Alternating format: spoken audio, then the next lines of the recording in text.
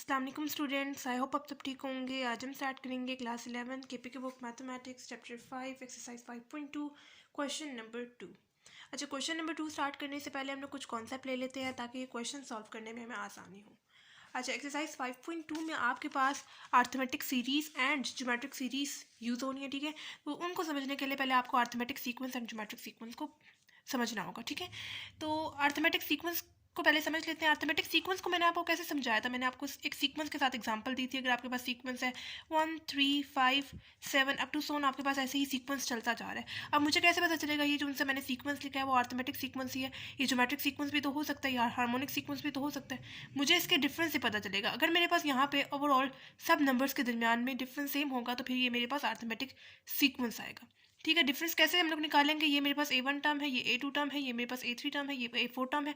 अगर आगे भी मेरे पास कोई टर्म होगी तो यकीनन A5 टर्म होगी and up to so on.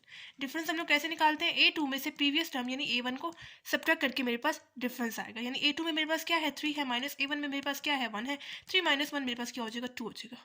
आगे आप लोग चेक करने, अगर आप लोग यहाँ पे A3 को चूज करें तो उसे प्रीवियस टर्म यानी A2 को सब्ट्रैक्ट करके आपके पास डिफरेंस आएगा। A3 आपके पास क्या है? 5 है, माइनस A2 आपके पास क्या है? 3 है। 5 माइनस 3 आपके पास क्या आ रहा है? 2 आ रहा है। आप लोग यहाँ पे देख सकते हैं आपके पास डिफरेंस सेम आ रहा है। तो जब बच्चों आपके पास डिफरेंस सेम आ रहा होगा तो फिर वो सीक्वेंस कौन सा सीक्वेंस कहलाएगा? अर्थमेटिक सीक्वेंस कहलाएगा, ठीक है। ये समझ लिया अर्थमेटिक सीक्वेंस को। अर्थमेटिक सीक्वेंस का हम लोगों ने एक जनरल फॉर्मूला भी पढ़ा था, AN=A1 + n-1D, ठीक है। ये फॉर्मूला इंपॉर्टेंट है। इस फॉर्मूले के थ्रू आप लोग कोई भी nth टर्म आसानी से निकाल सकते हैं।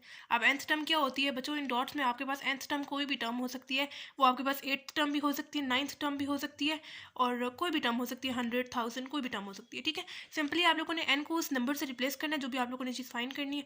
आगे भी आप लोगों ने उसी हिसाब से चेंजेस करते जाना है, ठीक है, और आपके पास वही nth टर्म आ जाएगी। ठीक हो गया, अर्थमेटिक सीक्वेंस को समझ लिया। उसी के साथ आपके पास आगे आता है अर्थमेटिक सीरीज, ठीक है।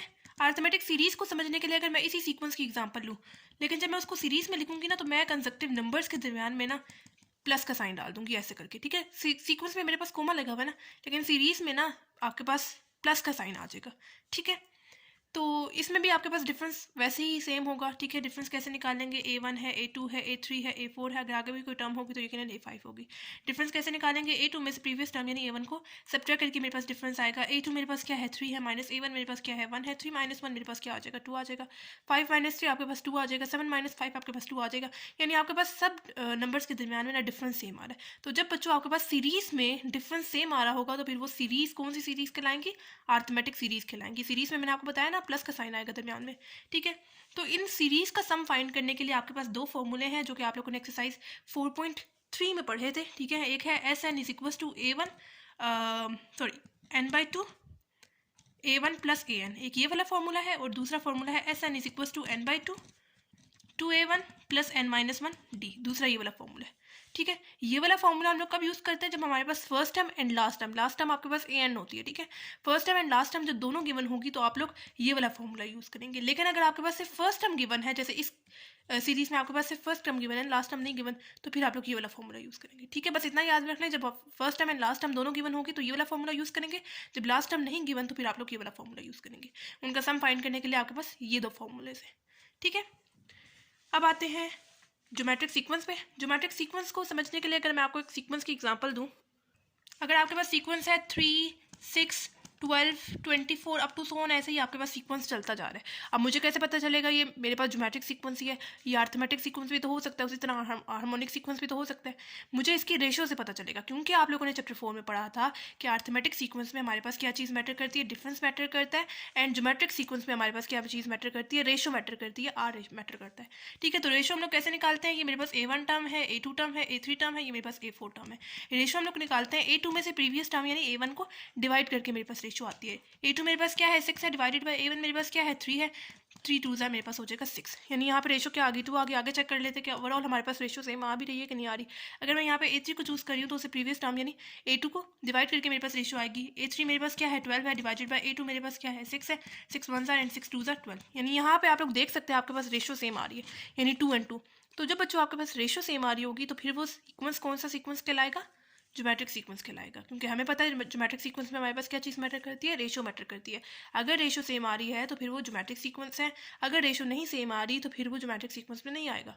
ठीक है, आप लोगों ने चेक करने के लिए ना आप लोगों ने 2-3 टर्म्स के साथ देख लेना है कि ओवरऑल हमारे पास रेशो सेम आ भी रही है कि नहीं आ रही। आंसर तो सबसे आ जाएगा ना, लेकिन हमें आंसर तो नहीं चाहिए, हमें चेक करना है कि रेशो सेम आ भी रही है सब में या नहीं आ रही। ठीक है, अगर रेशो सेम आ रही होगी तो फिर वो ज्योमेट्रिक सीक्वेंस होगा, अगर रेशो नहीं सेम आ रही, अगर डिफरेंस सेम आ रहा है तो फिर वो आपके पास अरिथमेटिक सीक्वेंस होगा। ठीक है, तो जैसे आप लोगों ने यहाँ पे nth टर्म पढ़ी थी अरिथमेटिक सीक्वेंस में, वैसे ही ज्योमेट्रिक सीक्वेंस की भी एक nth टर्म है जिसके थ्रू आप लोग कोई भी nth टर्म आसानी से निकाल सकते हैं। ये जनरल फार्मूला है an is equal to a1 r⁻n-1। यह आपके पास जनरल फार्मूला है ज्योमेट्रिक सीक्वेंस का। ठीक है, इस फॉर्मूले के थ्रू आप लोग कोई भी nth टर्म आसानी से निकाल सकते हैं। सिंपली आप लोगों ने n को उस नंबर से रिप्लेस करना है, आगे भी उसी के हिसाब से चेंजेस कर देनी, आपके पास आसानी से आंसर आ जाएगा। ठीक है, ज्योमेट्रिक सीक्वेंस को समझ लिया, अब आते हैं ज्योमेट्रिक सीरीज पे। ठीक है, ज्योमेट्रिक सीरीज को समझने के लिए अगर मैं इसी सीक्वेंस की एग्जांपल लूँ, लेकिन जब मैं उसको सीरीज में लिखूंगी तो मैं दरमियान में बिल्कुल अरिथमेटिक सीक्वेंस की तरह, अरिथमेटिक सीरीज की तरह प्लस का साइन डाल दूंगी। ठीक है, सीरीज है ना, सीरीज में आपके पास प्लस का साइन होगा, जबकि सीक्वेंस में आपके पास कंसेक्टिव नंबर्स के दरमियान में कोमा लगा होगा। ठीक है, ज्योमेट्रिक सीरीज में भी आपके पास रेशो वैसे ही निकलेगी, कैसे निकलेगी, ये a1 है, ये a2 है, ये a3 है, ये a4 है, अप टू सोन। रेशो हम लोग कैसे निकालेंगे, a2 में से प्रीवियस टर्म यानी a1 को डिवाइड करके मेरे पास रेशो आएगी। a2 मेरे पास क्या है 6 है, डिवाइडेड बाय a1 मेरे पास क्या है 3 है, 3 1 एंड 3 2 6। देख सकते हैं आप लोग यहाँ पे रेशो 2 आ रही है, आगे भी आप लोग चेक कर ले, 12 डिवाइड बाई 6 आपके पास 2 आ रही है, 24 डिवाइड बाई 2 2 आ रही है आपके पास रेशो। तो जब रेशो आपके पास सेम आ रही है सीरीज में तो फिर वो सीरीज कौन सी सीरीज कहलाएंगी, ज्योमेट्रिक सीरीज कहलाएंगी। अगर आपके पास सीरीज में डिफरेंस सेम आ रहा है तो फिर वो अरिथमेटिक सीरीज होंगी, अगर रेशो सेम आ रही है तो फिर वो ज्योमेट्रिक सीरीज होंगी। जैसे यहाँ पे आप लोगों ने उनका सम फाइंड करने के लिए 2 फॉर्मूले पढ़े हैं, वैसे ही ज्योमेट्रिक सीरीज में उनका सम फाइंड करने के लिए आप लोगों ने 2 फॉर्मूले पढ़े थे। एक है SN is equal to a1 r⁻n-1 divided by r-1, और दूसरा फॉर्मूला है SN is equal to a1 1 r⁻n divided by 1 - r। दूसरा ये वाला फॉर्मूला, अब ये वाला फॉर्मूला कब यूज़ करेंगे, जब हमारे पास रेशो यानी r की वैल्यू 1 से बड़ी आएगी। और ये वाला फॉर्मूला हम लोग कब यूज़ करेंगे, जब रेशो यानी r की वैल्यू 1 से छोटी आएगी। 1 से बड़ी यानी 2 3 4 जितने भी 1 से बड़े नंबर है ना रेशो में, जैसे यहाँ पे मेरे पास रेशो क्या आ रही है 2 आ रही है, 1 से बड़ा नंबर है तो फिर मैं ये वाला फॉर्मूला यूज़ करूँगी। लेकिन अगर 1 से छोटे नंबर कौन से होते हैं, 0.5 हो गया, 0.75 हो गया, 0.25 हो गया, और जितने भी नेगेटिव नंबर है सब 1 से छोटे हैं ना, तो फिर मैं ये वाला फॉर्मूला यूज़ करूँगी। ठीक हो गया। तो एक और फॉर्मूला भी है ज्योमेट्रिक सीरीज में, जो क्या है इनफाइनाइट ज्योमेट्रिक सीरीज का फॉर्मूला। अब इनफाइनाइट सीरीज का कॉन्सेप्ट आप लोगों ने एक्सरसाइज 4.1 में पढ़ा था। ठीक है, जब आपके पास सीरीज ऐसे देखें कंटिन्यू होती जा रही है, लास्ट टाइम आपको नहीं गिवन, तो फिर वो सीरीज कौन सी सीरीज कहलाती है, इनफाइनाइट सीरीज कहलाती है, क्योंकि आपको नहीं ना पता कहाँ पे जाके ये सीरीज स्टॉप हो रही है। लेकिन जब आपको लास्ट टाइम गिवन हो, जैसे फॉर एग्जाम्पल मेरे पास लास्ट टाइम है 100, तो फिर ये कौन सी सीरीज कहलाएंगी, फिर ये फाइनाइट सीरीज कहलाएंगी। लेकिन अगर आपको लास्ट टाइम नहीं गिवन तो फिर ये इनफाइनाइट सीरीज कहलाएंगी। ठीक है, तो अब यहाँ पे जब मुझे लास्ट टाइम नहीं गिवन होगी तो मैं उसके लिए एक फॉर्मूला यूज़ करूँगी। इनफाइनाइट सीरीज का मुझे सम फाइंड करना है ना, तो उसके लिए मैं फॉर्मूला यूज़ करूँगी S इनफाइनाइट। ये जो सा सिंबल मैं लगा रही हूँ ना, ये इन्फिनिटी को शो करता है। S infinite is equal to a1 divided by 1 - r। Simply ये फॉर्मूला यूज़ करेंगे, आपके पास इनफाइनाइट ज्योमेट्रिक सीरीज का सम आ जाएगा। मैं इनफाइनाइट ज्योमेट्रिक सीरीज क्यों यूज़ करी, क्योंकि मेरे पास ये तो एक पहली बात तो ये इनफाइनाइट सीरीज है। ठीक है, लास्ट टाइम मुझे नहीं गिवन तो इस वजह से इनफाइनाइट है। साथ में ज्योमेट्रिक सीरीज का वर्ड इस वजह से यूज़ कर रही हूँ क्योंकि मेरे पास यहाँ पे रेशो मैटर कर रही है। ठीक है, तो ये कौन सी सीरीज़ है, इनफाइनाइट ज्योमेट्रिक सीरीज़ है। इनफाइनाइट ज्योमेट्रिक सीरीज़ का सम फाइंड करने के लिए हमारे पास ये फॉर्मूला है। ठीक है, तो ये था अभी तक के लिए कॉन्सेप्ट। अभी हम लोग क्वेश्चंस को सॉल्व करते हैं, फिर आपको ज़्यादा अच्छे तरीके से समझ में आ जाएगी।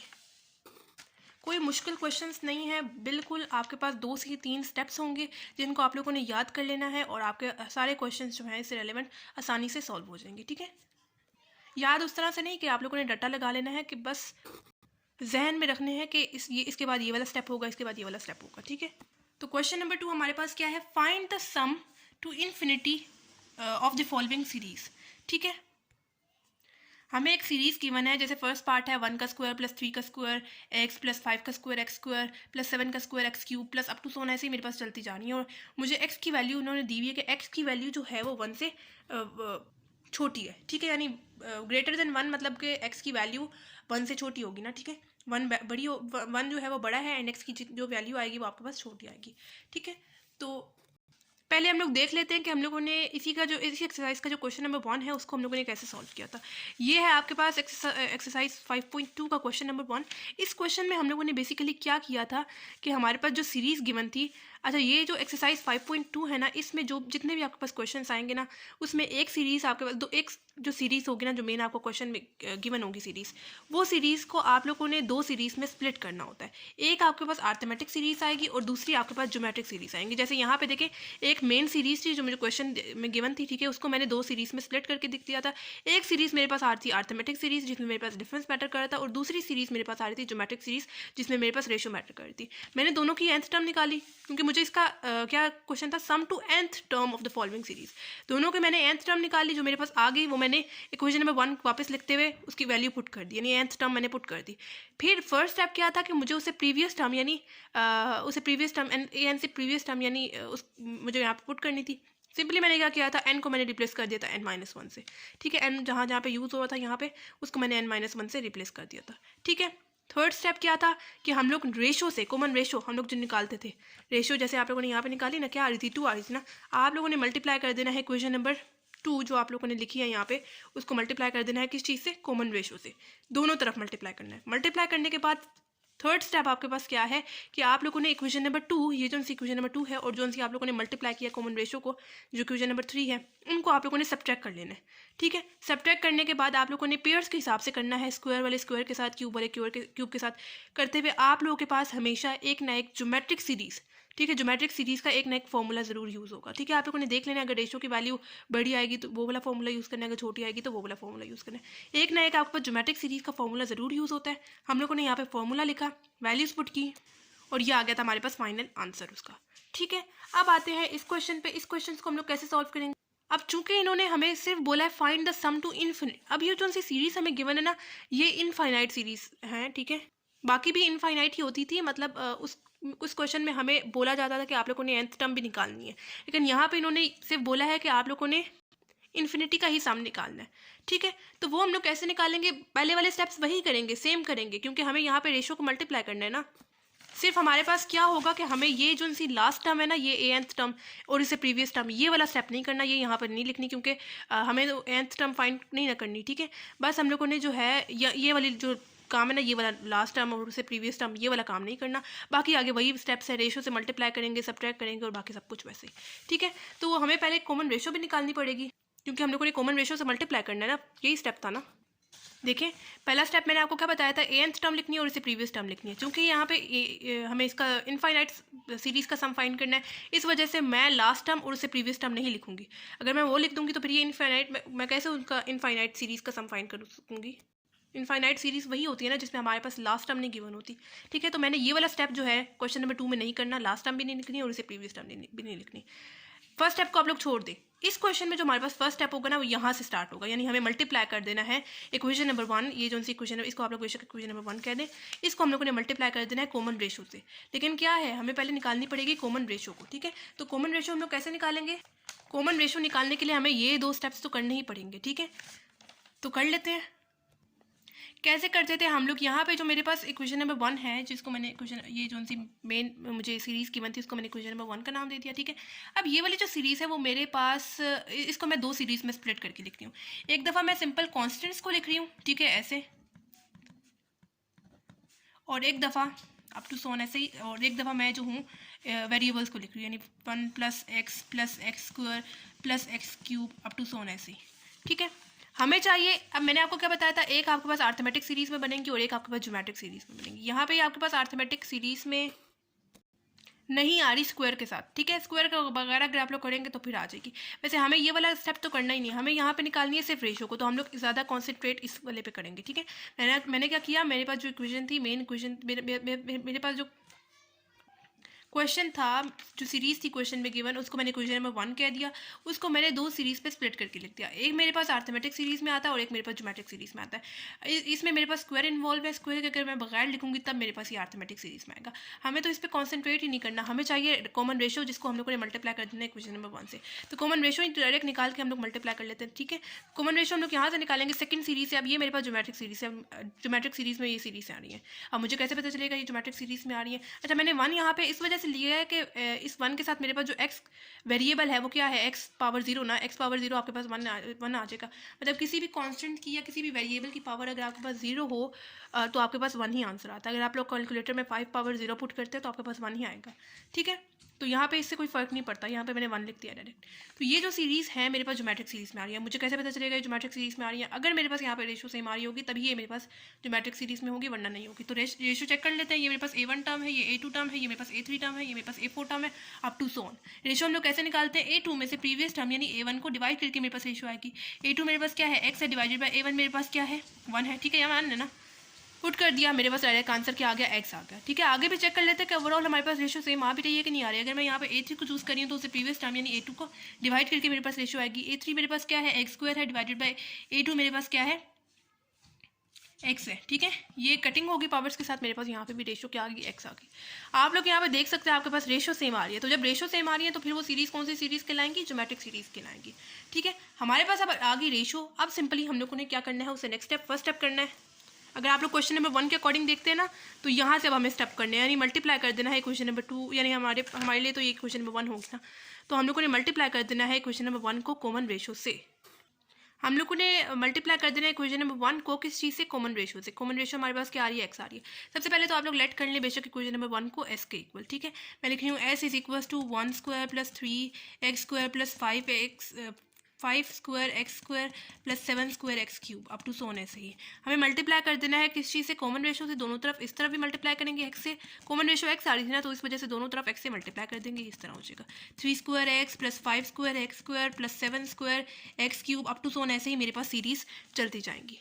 ठीक है, अब हम लोगों ने मल्टीप्लाई कर देना है x को अंदर सब टर्म्स के साथ, तो क्या आ जाएगा मेरे पास? x को इसके साथ भी मल्टीप्लाई करूंगी, मेरे पास आ जाएगा x, मतलब 1 बेशक लगा दे, 1 का स्क्वायर x आ जाएगा। ठीक है, x मल्टीप्लाई होगा इसके साथ तो आपके पास क्या आ जाएगा? 3² x इंटू एक्स क्या हो जाएगा? 2 हो जाएगा ना। ठीक है, बेसिस सेम हो जाएंगी, इसकी पावर क्या है? 1 है, उसकी पावर क्या है? 1 है। बेसिस सेम हो जाएंगी, पावर्स ऐड हो जाएंगी, x इंटू एक्स आपके पास x क्यूब आ जाएगा, प्लस f5 का स्क्वायर x पावर 1 है और x पावर 2 है, क्या होगी? मल्टीप्लाई होगा तो आपके पास क्या आ जाएगा? क्यूब आ जाएगा, plus 7² x multiply x cube आपके पास क्या आ जाएगा? x पावर 4 आ जाएगा, अप टू सोन। ऐसे ही हमारे पास सीरीज चलती जाएंगी।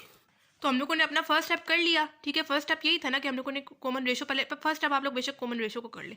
फर्स्ट स्टेप हमारा है कॉमन रेशो निकालिए, किस में? इन जो इनफाइनाइट का क्वेश्चन आएगा ना उसमें।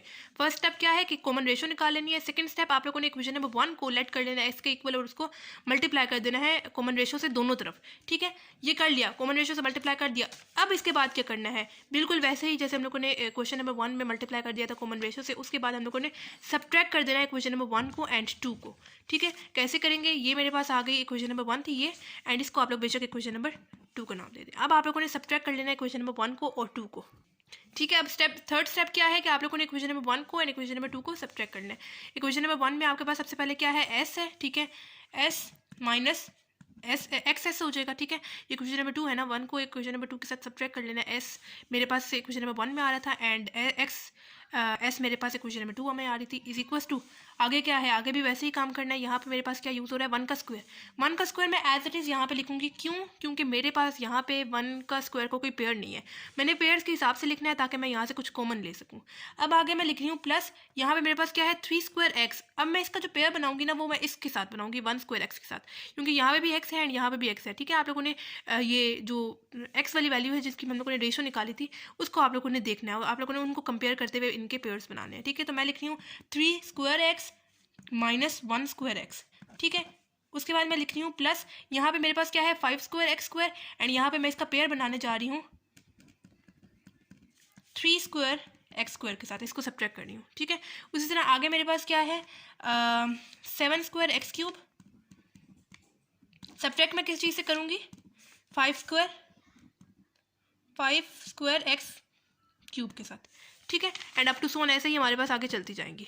ठीक है, फर्स्ट स्टेप क्या थी? कॉमन रेशो निकाल ली। सेकंड स्टेप हम लोगों ने उसको लेट कर लिया s के इक्वल और हम लोगों ने कॉमन रेशो से दोनों तरफ मल्टीप्लाई कर दिया, उसको इक्वेशन नंबर 2 का नाम दे दिया। थर्ड स्टेप इक्वेशन नंबर 1 को एंड इक्वेशन नंबर 2 को हम लोगों ने सब्ट्रैक्ट कर लेना है और पेयर्स के हिसाब से सब्ट्रैक्ट कर लेना है।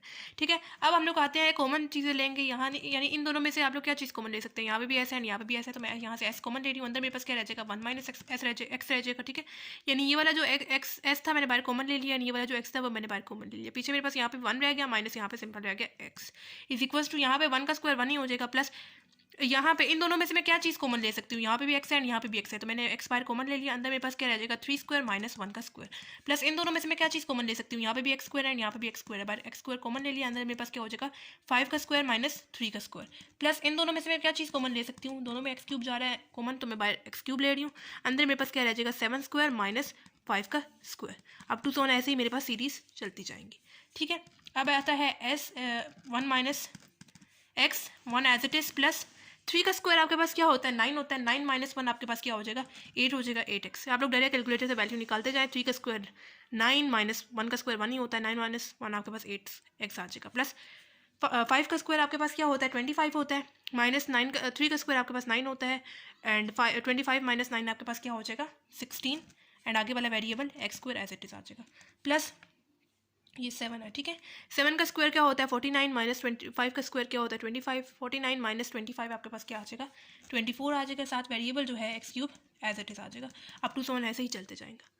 ठीक है, फर्स्ट स्टेप क्या था रेशो निकाल लेनी है, सेकंड स्टेप आप लोगों ने रेशो से मल्टीप्लाई कर देना दोनों तरफ, third step equation number 1 and equation number 2 को सब्ट्रैक्ट कर लेना है, फिर उसी से नेक्स्ट स्टेप यानी फोर्थ स्टेप आप लोग कर लें, कॉमन वगैरह ले लेना है, कॉमन ले जाने के बाद जब यहाँ पे आपके पास इसके बाद कुछ नहीं आप लोग कर सकते। ठीक है, यानी यहाँ तक जब आपके पास आ जाएगा ना, आप लोगों ने देख लेना है कि आप लोग फर्स्ट वैल्यू को छोड़ के, ठीक है, फर्स्ट वैल्यू को छोड़ के आपके पास यहाँ पे कुछ चीज़ आप लोग कॉमन ले सकेंगे। ठीक है, यानी मैं लिख रही हूँ s 1 minus x is equal to 1 plus इधर भी 8 है, इधर 16 है, इधर 24 है, यानी मेरे पास यहाँ पे आगे 8 का टेबल चलता जा रहा है, तो मैं यहाँ से 8 कॉमन ले लेती हूँ, अंदर मेरे पास क्या रह जाएगा x प्लस यहाँ पे क्या रह जाएगा 2x स्क्वायर प्लस यहाँ पे मेरे पास क्या रह जाएगा 3x cube plus up to so on ऐसे ही मेरे पास सीरीज चलती जाएंगी। ठीक है, मैंने क्या किया, मैंने जब यहाँ तक इसके स्क्वायर्स वगैरह कॉमन ले जाने के बाद इनको सॉल्व किया, मेरे पास यहाँ पे 8, यहाँ पे 16, यहाँ पे 24 आ रहा है। आप लोगों ने हमेशा देखना है यहाँ पे आपके लोग कुछ ना कुछ कॉमन ले सकेंगे, यानी यहाँ पे तो मेरे पास 8 का टेबल चलता जा रहा था, मैंने यहाँ से 8 कॉमन ले लिया, कोई भी आप लोग नंबर यहाँ से देख लीजिएगा कॉमन ले सकेंगे आप लोग। ठीक है, यहाँ से मैंने 8 कॉमन ले लिया, अब आप लोगों के पास वापस से ये वाली जो चीज़ बन रही है ना, वापस से क्वेश्चन जैसी चीज़ बन रही है, सिर्फ फ़र्क क्या है कि यहाँ पे जो है वो आपके पास छोटी वैल्यूज़ है। ठीक है, यहाँ से आप लोगों ने दोबारा से वही क्वेश्चन वाला सारा स्टेप्स करने हैं। ठीक है, यानी रेशो निकाल लेनी है, रेशो को मल्टीप्लाई कर देना है उस इक्वेशन से, फिर इक्वेशन नंबर 1 एंड 2 को जो भी आप लोगों के पास इक्वेशन होगी उससे सब्ट्रैक्ट कर लेना है, फिर आप लोग आगे कैलकुलेशंस करते जाएंगे। ठीक है, तो मैं क्या कर रही हूँ, मैं लिख रही हूँ 1 s into 1 minus x is equal to 1 plus 8, इसको मैं लेट कर रही हूँ s1 के इक्वल। ठीक है, इस पूरी सीरीज़ को मैं लेट कर रही हूँ s1 के इक्वल, क्योंकि हम लोग को यहाँ पे इसको छोड़ तो नहीं ना सकते, मतलब मैंने यहाँ पे s1 लिख दिया, अब मैं इस सीरीज़ को कंटिन्यू करते हुए इसका आंसर निकालूंगी, फिर जो इसका आंसर आ जाएगा ना, फिर मैं वापस s1 की जगह पुट कर दूंगी। ठीक है, इसको आप लोग बेशक जो है वो a का नाम दे दें। ठीक है, हम लोग यहाँ पे इक्वेशंस के साथ चलते हुए आ रहे हैं, यहाँ पे आप लोग बेशक इसको a वेरिएबल का नाम दे दें या स्टार लगा दें। ठीक है, क्या किया मैंने मेरे पास यहाँ पे अलग से एक सीरीज़ बन रही थी, ना मेरे पास यहाँ पे ज्योमेट्रिक सीरीज़ का फॉर्मूला इन्वॉल्व हो रहा था, ना मेरे पास अर्थमेटिक सीरीज़ का इन्वॉल्व हो रहा था। यहाँ से मैं वापस वही स्टेप करूँगी, यहाँ से मेरे पास एक सीरीज़ अर्थमेटिक सीरीज़ आ रही है, एक मेरे पास ज्योमेट्रिक सीरीज़ आ रही है। ठीक है, इस वजह से मैं जो हूँ यहाँ पे इसको s1 के इक्वल लेट कर रही हूँ, मैं एक साइड पे सारा इसको मतलब कि स्टार्ट से ऐसे ही सॉल्व करूँगी, रेशो निकालूंगी, फिर रेशो को मल्टीप्लाई करूँगी इस इक्वेशन के साथ, फिर सब्ट्रैक्ट करूँगी एंड फिर जो मेरे पास फाइनल आंसर आ जाएगा मैं वापस यहाँ पे s1 की जगह पुट करूँगी। ठीक है, हम लोगों ने इसको इक्वेशन नंबर एक मतलब ए का नाम दे दिया, ये वेरिएबल का नाम दे दिया। अब वापस इस इक्वेशन पे आते हैं, लिख रही हूँ मैं x plus 2x square plus 3x cube up to so on ऐसे ही हमारे पास सीरीज चलती जाएंगी। पहले तो आप लोग इसको लेट कर लेना s के इक्वल। ठीक है, अब यहाँ से मेरे पास दो सीरीज़ निकल रही है, एक मेरे पास अर्थमेटिक सीरीज़ निकल रही है और दूसरी मेरे पास ज्योमेट्रिक सीरीज़ निकल रही है। ठीक है, अर्थमेटिक सीरीज़ की हमें ज़रूरत नहीं है, हमें तो सिर्फ ज्योमेट्रिक सीरीज़ की रेशो चाहिए, तो पहले हम लोग करना तो फिर भी पड़ेगा स्प्लिट इसको। हम लोग पहले अर्थमेटिक सीरीज़ की दो सीरीज़ बना रहे हैं, मैं यहाँ पे लिख रही हूँ 1 plus 2 plus 3 plus up to so on, मतलब यहाँ पे x के साथ वेरिएबल क्या है 1 है ना, तो मैंने पहले वाली जो सीरीज़ बनाई है वो सबके कॉन्स्टेंट्स को देखते हुए बनाई है, और दूसरी वाली जो मैं सीरीज़ बना रही हूँ वो मैं सबके वेरिएबल्स को देखते हुए बना रही हूँ। यानी यहाँ पे मेरे पास क्या है x है, प्लस यहाँ पे मेरे पास वेरिएबल क्या है x स्क्वायर है, प्लस यहाँ पे वेरिएबल क्या है x क्यूब है, अप टू सो ऑन ऐसे ही मेरे पास सीरीज़ चलती जाएंगी। अब ये मेरे पास अर्थमेटिक सीरीज़ में आ रहा है, यहाँ पे मेरे पास डिफरेंस सेम आएगा। डिफरेंस हम लोग कैसे निकालते हैं, a2 में से प्रीवियस टर्म यानी a1 को सब्ट्रैक्ट करके मेरे पास डिफरेंस आएगा। a2 मेरे पास क्या है 2 है, माइनस a1 मेरे पास क्या है 1 है, 2 माइनस 1 मेरे पास क्या आ जाएगा 1 आ जाएगा। डिफरेंस आप लोग चेक कर सकते हैं, यहाँ पे सेम आ रहा है, 3 माइनस 2 आपके पास 1 आ जाएगा। ठीक है, डिफरेंस सेम आ रहा होता है तो फिर वो सीरीज़ कौन सी सीरीज़ कहलाती है, अर्थमेटिक सीरीज़ कहलाती है। इसकी हमें nth टर्म की जरूरत नहीं है। ठीक है, मुझे यहाँ से सिर्फ चाहिए रेशो की, मुझे सिर्फ यहाँ से रेशो चाहिए, रेशो निकाल के डायरेक्ट आके क्वेश्चन को सॉल्व करते हैं। ठीक है, अब ये जो सीरीज़ है वो मेरे पास ज्योमेट्रिक सीरीज़ में आ रही है। मुझे कैसे पता चलेगा ज्योमेट्रिक सीरीज़ में? मुझे इसकी रेशो से पता चलेगा। अगर मेरे पास रेशो सेम आ रही होगी तो फिर वो ज्योमेट्रिक सीरीज़ में होगी। रेशो हम लोग कैसे निकालते हैं? A2 में से प्रीवियस टर्म यानी A1 को डिवाइड करके मेरे पास रेशो आएगी। A2 मेरे पास क्या है, एक्स स्क्वायर है, डिवाइडेड बाय A1 मेरे पास क्या है, x है। कटिंग होगी, आपके पास आंसर क्या आ गया, रेशो क्या, x आ गया। आगे आप लोग चेक कर लें क्या ओवरऑल हमारे पास रेशो सेम आ रही है कि नहीं आ रही। अगर मैं यहाँ पे A3 को चूज़ कर रही हूँ तो उसे प्रीवियस टर्म यानी A2 को डिवाइड करके मेरे पास रेशो आएगी। A3 मेरे पास क्या है, x cube, divided by A2 मेरे पास क्या है, एक्स स्क्वायर है। कटिंग हुई, मेरे पास रेशो क्या आ गई, x आ गई। आप लोग चेक कर सकते हैं मेरे पास रेशो सेम आ रही है। तो जब रेशो सेम आ रही होती है तो फिर वो सीरीज़ कौन सी सीरीज़ कहलाती है, ज्योमेट्रिक सीरीज़ कहलाती है। ठीक है, रेशो सेम आ रही है। अब बेशक आप लोग इसको क्वेश्चन नंबर 1 का नाम दे दें। ठीक है, तो हम लोग बेशक अब इसको फर्स्ट स्टेप क्या था, रेशो निकाल लिया। अब सेकंड स्टेप क्या था कि आप लोगों ने मल्टीप्लाई कर लेना है क्वेश्चन नंबर 1 को कॉमन रेशो से। ठीक है, दोनों तरफ हमें जो है ना कॉमन रेशो से मल्टीप्लाई करना पड़ेगा। इस तरफ भी मैं लिख रही हूँ S x is equal to, इस तरफ मैं लिख रही हूँ एक्स और आगे वाली सारी सीरीज इक्वेशन नंबर 1 की यानी x plus 2x square plus 3x cube plus up to so on, ऐसे ही मेरे पास सीरीज चलती जाएंगी। ठीक है, अब हम लोगों ने x को अंदर सब टर्म्स के साथ मल्टीप्लाई कर देना। ये हो जाएगा S x is equal to x को इसके साथ भी मल्टीप्लाई करेंगे, एक्स इंटू एक्स मेरे पास क्या हो जाएगा, एक्स स्क्वायर हो जाएगा, प्लस 2x इंटू 2x मेरे पास क्या हो जाएगा, 2x क्यूब हो जाएगा, plus x into 3x cube मेरे पास क्या हो जाएगा, 3x पावर 4 हो जाएगा, अप टू सो ऑन, ऐसे ही मेरे पास सीरीज चलती जाएंगी। ठीक है, हम लोगों ने मतलब फर्स्ट स्टेप कर लिया और कॉमन रेशो निकाल ली। सेकंड स्टेप हम लोगों ने उसको मल्टीप्लाई कर दिया कॉमन रेशो को दोनों तरफ इक्वेशन नंबर 1 में। ठीक है, अब इसका नेक्स्ट स्टेप क्या है, थर्ड स्टेप क्या है कि आप लोगों ने इक्वेशन नंबर 1 इसको आप लोग बेशक इक्वेशन नंबर 2 का नाम दे दें। Equation number 1 and equation number 2 को हम लोगों ने सब्ट्रैक्ट कर लेना है। ठीक है, ये यहाँ पे मैंने आपके लिए इक्वेशन नंबर 1 इक्वेशन नंबर 2 लिख दी है ताकि हम लोग आसानी से इसको इधर से ही सब्ट्रैक्ट कर सकें। ठीक है, तो हम लोगों ने equation number 1 and equation number 2 को सब्ट्रैक्ट कर लेना है। ये मेरे पास हो जाएगा s minus S x is equal to, अब यहाँ पे आप लोगों ने पेयर्स के हिसाब से सब्ट्रैक्ट कर लेना है। अब मैं यहाँ पे 1 मल्टीप्लाई एक्स, आपके पास x ही हो जाएगा। x मैं एज इट इज़ लिख रही हूँ क्योंकि मेरे पास इक्वेशन नंबर 2 में x का पेयर अवेलेबल नहीं है, इस वजह से मैंने एज इट इज़ x लिख दिया। प्लस यहाँ पे मैं पेयर बना रही हूँ 2x स्क्वायर का, सब्ट्रैक्ट कर रही हूँ x स्क्वायर के साथ, क्योंकि यहाँ पे देखें मेरे पास मैं यहाँ से x स्क्वायर कॉमन ले सकती हूँ, इस वजह से मैंने इन दोनों का पेयर बनाया। ठीक है, आगे मेरे पास क्या है, प्लस मैं यहाँ से ले रही हूँ 3x क्यूब का पेयर बना रही हूँ 2x क्यूब के साथ, सब्ट्रैक्ट करना है, इस वजह से दरमियान में नेगेटिव साइन डाल रही हूँ। ठीक है, अप टू सो ऐसे ही मेरे पास चलती जाएंगी सीरीज। ये इन दोनों में से मैं क्या चीज़ कॉमन ले सकती हूँ, यहाँ पे भी ऐसा है यहाँ पे भी ऐसा, एस कॉमन ले लिया, अंदर मेरे पास क्या रह जाएगा 1 माइनस एक्स रह जाएगा, इज इक्वल टू यहाँ पे X as it is, plus इन दोनों में से मैं क्या चीज़ कॉमन ले सकती हूँ, दोनों में एक्स स्क्वायर है तो एक्स स्क्वायर बाय कॉमन ले रही हूँ, अंदर मेरे पास क्या आ जाएगा 2 माइनस 1 आ जाएगा, प्लस इन दोनों में से मैं क्या चीज़ कॉमन ले सकती हूँ, एक्स क्यूब कॉमन ले लेती हूँ, अंदर मेरे पास क्या आ जाएगा 3 माइनस 2 रह जाएगा। ठीक है, ये हो जाएगा S 1 minus x is equal to x plus 2 minus 1 मेरे पास क्या आ जाएगा 1 आ जाएगा। ठीक है, and x square plus 3 minus 2 मेरे पास क्या आ जाएगा 1 आ जाएगा, and x cube up to so on, मेरे पास ऐसे ही सीरीज चलती जाएंगी। S 1 minus x is equal to, ये क्या हो जाएगा एक्स प्लस 1 मल्टीप्लाई होगा एक्स स्क्वायर के साथ तो एक्स स्क्वायर हो जाएगा, प्लस 1 मल्टीप्लाई होगा एक्स क्यूब के साथ तो एक्स क्यूब हो जाएगा, plus up to so on, ऐसे ही मेरे पास सीरीज चलती जाएंगी। ठीक है, हम लोगों ने क्या किया था, हम लोगों ने पहले पूरे क्वेश्चन को सॉल्व किया था, मतलब जो क्वेश्चन में मेन सीरीज़ हमें इन्वॉल्व दी हुई थी, हम लोगों ने उसको 2 सीरीज़ में स्प्लिट किया था। एक मेरे पास अर्थमेटिक सीरीज़ आ रही थी और एक मेरे पास ज्योमेट्रिक सीरीज़ आ रही थी। फर्स्ट स्टेप क्या किया, मैंने उसकी रेशो निकाल ली क्योंकि मुझे सिर्फ infinite sum of infinite series निकालना था। ठीक है, रेशो से मैंने मल्टीप्लाई कर दिया, क्वेश्चन नंबर 1 को दोनों तरफ मल्टीप्लाई कर दिया, फिर उसको मैंने क्वेश्चन नंबर 2 का नाम दे दिया जिसको मैंने मल्टीप्लाई कर दिया कॉमन रेशो से, फिर मैंने question number 1 and question number 2 को सब्ट्रैक्ट कर लिया। थर्ड स्टेप है। ठीक है, सब्ट्रैक्ट करने के बाद मेरे पास यहाँ से कुछ ना कुछ कॉमन जाएगा, कॉमन ले जाने के बाद यहाँ पे मेरे पास जो सीरीज़ बन रही थी वो वापस से आप लोगों के पास वही क्वेश्चन वाला काम आ गया। ठीक है, यानी यहाँ से आप लोगों ने वापस क्वेश्चन वाला काम करना है। जैसे क्वेश्चन में आप लोगों ने फर्स्ट स्टेप क्या किया था, उस सीरीज़ को 2 सीरीज़ में स्प्लिट करके लिखा था, कॉमन रेशो निकाली थी, कॉमन रेशो से क्वेश्चन नंबर 1, इसको हम लोगों ने क्वेश्चन नंबर 1 का नाम दे दिया था, क्वेश्चन नंबर 1 को आप लोगों ने कॉमन रेशो के साथ मल्टीप्लाई कर दिया था, दोनों तरफ मल्टीप्लाई करने के बाद question number 1 and question number 2 को सब्ट्रैक्ट करके लिख देते हैं। ये सारा वही स्टेप हो रहा है जो हम लोग पहले कर चुके हैं ऊपर।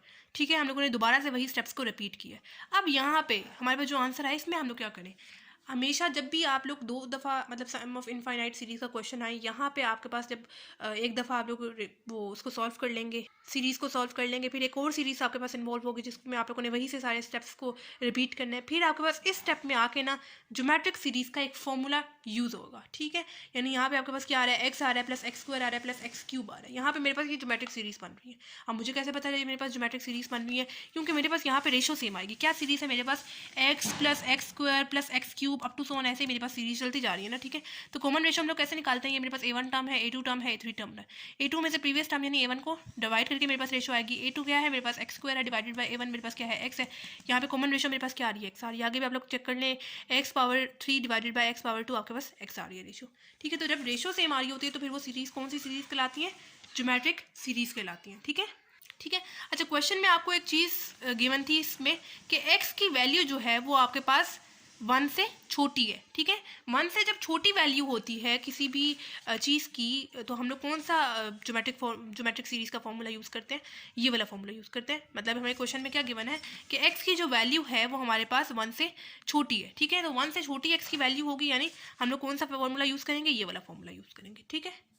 लेकिन उस केस में करेंगे कि अगर हमारे पास ऐसे ही सीरीज कंटिन्यू होती जाएंगी, ठीक है। लेकिन यहाँ पे अब हमारे पास कंटिन्यू तो नहीं हो रही, हमारे पास लास्ट टर्म नहीं गिवन, तो यहाँ पे मेरे पास सीरीज बन रही है, ये इनफाइनाइट ज्योमेट्रिक सीरीज बन रही है, ठीक है। अगर आपके पास ऐसे कंटिन्यू होती जाए और लास्ट टर्म भी आपको गिवन हो, ठीक है, तो फिर आप लोगों ने वो वाला फॉर्मूले वाला काम करना है। लेकिन यहाँ पे अब हमें चूंकि लास्ट टर्म नहीं गिवन, इस वजह से हम लोग इनफाइनाइट ज्योमेट्रिक सीरीज का फॉर्मूला यूज़ करेंगे, जिसको मैंने आपको स्टार्ट में बताया था कि A1 divided by 1 minus are.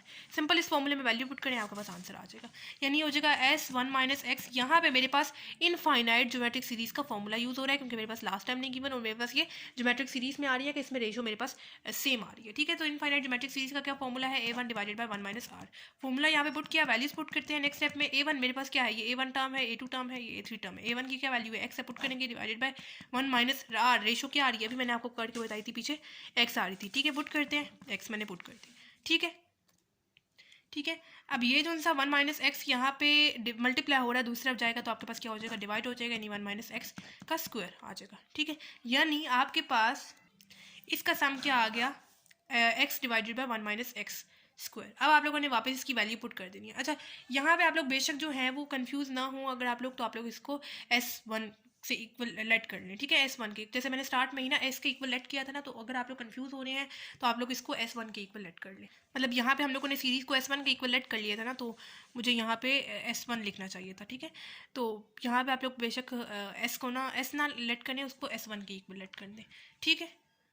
अब हमारे पास एक स्पेसिफिक S1 का आंसर आ गया। अब सिंपल इस फॉर्मूले में, इस वाले इक्वेशन में हम लोग पुट कर देते हैं।